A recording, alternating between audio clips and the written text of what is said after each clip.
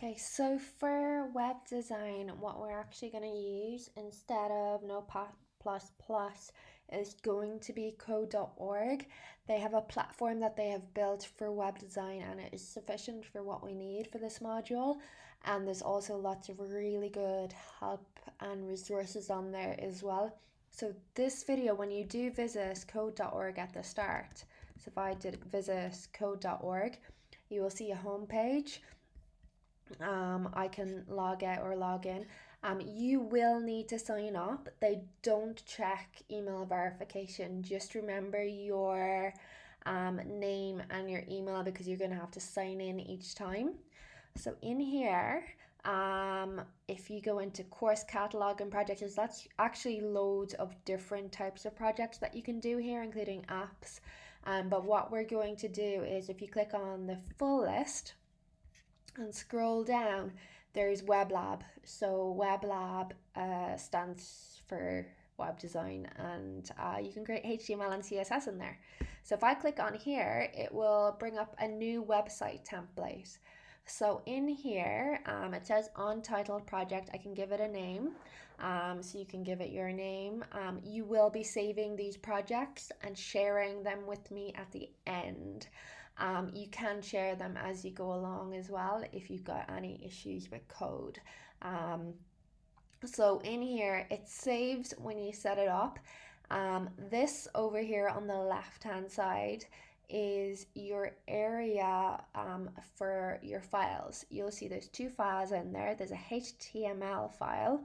So a HTML is a website. HTML tells your computer that it is a website file and it has to open in a browser like Chrome or Safari or Firefox. And your style sheet is how it looks. So for example, this website that we're on here now, the actual site is a HTML, and then the purple and the blue and the different colors are part of the style sheet that will be associated with this website. So that's what they are. You can add more, and we will add more in a moment. In here, this is where your code is. And then over here, you have two options. One is refresh and save. So you want to do that fairly regularly.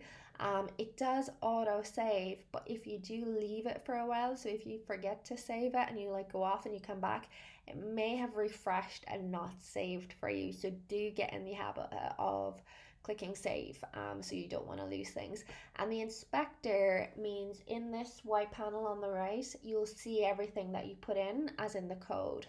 So if I pop it on, you won't see anything just now, but you will see stuff in a little while when we start to put code in here.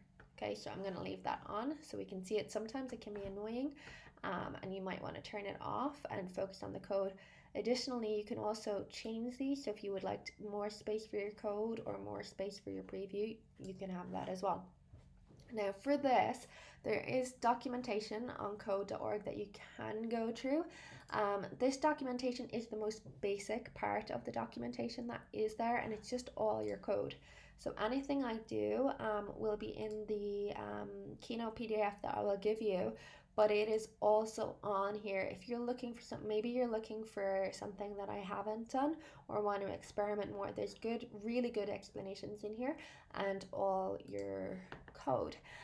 So we'll get started in a moment, but that is just the overview of it. When you do come back to code.org the next time, you'll just log in. It might keep you logged in, but if it doesn't, you might need to log in.